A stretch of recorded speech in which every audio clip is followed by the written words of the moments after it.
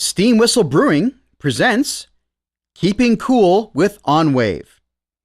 Since the year 2000, Steam Whistle Brewing has opted to use Enwave's deep lake water cooling for climate control in our building instead of conventional air conditioners that rely on harmful CFC refrigerants and eat up valuable energy.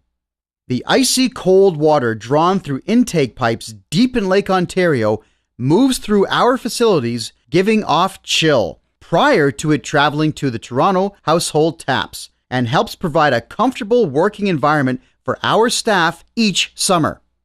Steam Whistle draws 60 tons of water for deep lake water cooling annually, avoiding 79 tons of carbon dioxide per year generated from air conditioning, equivalent to 16 fewer cars on the road.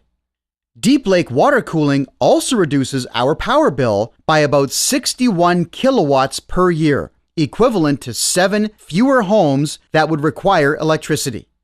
To enjoy a great cold bottle of our Steam Whistle Pilsner, visit the Bar with No Name at 1651 Bloor Street West in Toronto, just east of Keele, in between the Keele and Dundas West subway stations on Bloor.